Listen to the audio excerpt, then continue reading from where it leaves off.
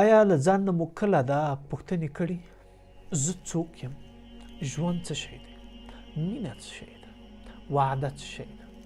تعهد څه شی ده؟ تصمیم څه شی ده؟ تیاری یا پلان څه شی ده؟ لاسته راوړنه څه شی ده؟ او بالاخره اخرنۍ پوښتنه نتیجه څه شی ده؟ که چیرته تاسو دغه لس پوښتنې له ځان نه کړې وي خو ښه ترخه، که چیرته مو نه وي کړې نو لطفاً قلم او کاغذ راواخلئ، دغه سوالونه نوٹ کړئ او له ځان نه دغه پوښتنې وکړئ او بیا یو څه وخت سوچ پرې وکړئ. السلام علیکم، زه زیدزین خان یم. خوشحاله یم چې د یوې نوې ویډیو په چمتو کولو کې د تاسو په خدمت کې یم. زه به د دغه لسو پوښتنو ځوابونه هم درکړم. لومړۍ پوښتنه: زه انسان یم، زه بلا ډېر مسؤلیتونه لرم، بلا ډېر کارونه لرم او بلا ډېر ارزښتونه لرم. زه باید ځان ته څه وکړم، کورنۍ ته څه وکړم، ملګرو ته څه وکړم، بالاخره جامعې ته څه وکړم او نړۍ ته څه وکړم. دوهمه پوښتنه: ژوند څه شی ده؟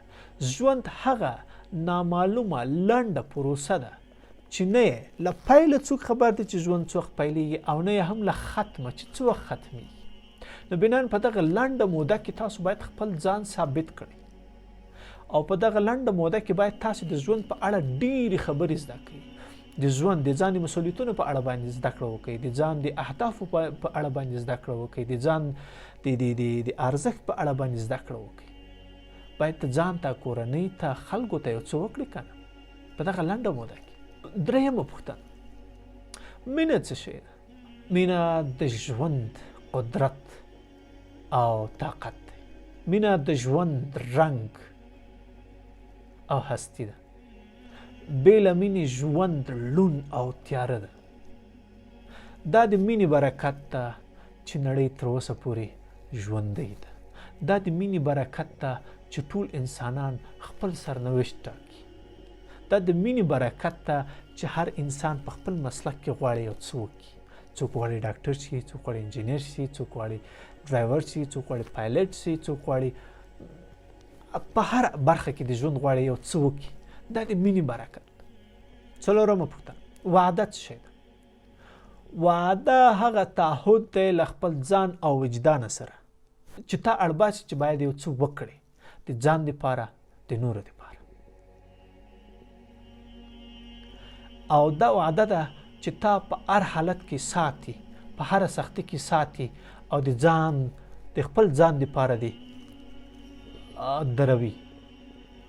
د خپل ځان دپاره د سختیو په مقابل کې دروي.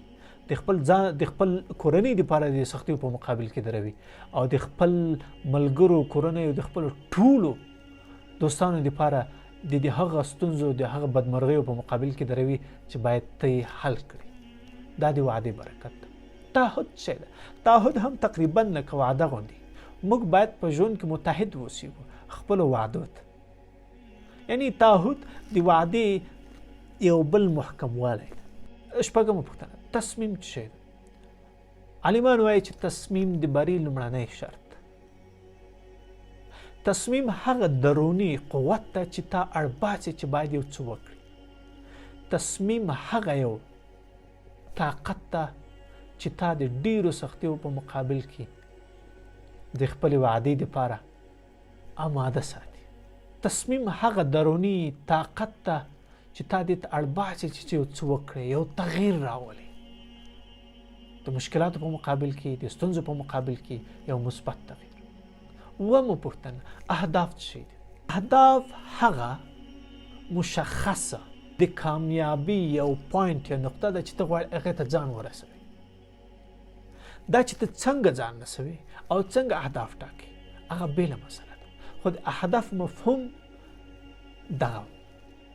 کامیاب خلک، بریالي خلک تل ځان ته یو لوړ لوړ اهداف ټاکي او موږ هم باید ځان ته یو لوړ اهداف وټاکو چې یو څه وکړو. اتمه پوښتنه: پلان څه شی دی؟ پلان هغه تیاری دی چې موږ د راتلونکي اهدافو دپاره ورته آمادګي نیسو یا ځان ورته تیارو. نو موږ او تاسې باید د هرې ورځې، د هرې اونۍ، د هر ساعت دپاره یو خاص پلان ولرو چې دا زموږ د بریالیتوب یو راز ده. نهمه پوښتنه، لاسته راوړنه څه شی ده؟ لاسته راوړنه هغه یو خاص احساس ده چې کوم تا ډېرې سختۍ وي، ډېر مشکلات ګاللي او وروسته له هغه ته یو ارامه ساه کاږي او بالاخره خپل مسؤلیت دې ادا کړی وي او یو خاصې نتیجې سره ته اوسېږې. دا لاسته راوړنه ده. لسمه او وروستۍ پوښتنه، نتیجه یا پایله څه شی ده؟ پایله یا نتیجه هغه مکمله پروسه یا هدف ته رسیدل دي چې موږ ورته دغه 10 پوښتنې جواب کړي.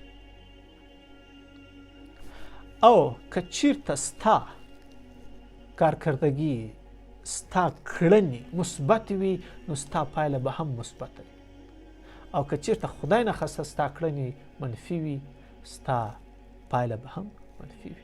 انشاءالله زه پوهېږم چې زموږ ستاسې پایلې به منفي نه وي. دعا به تل کوو او فقط هڅه پکار ده موږ ته. خدای دې وکړي چې دا ویډیو مو خوښه شوې وي.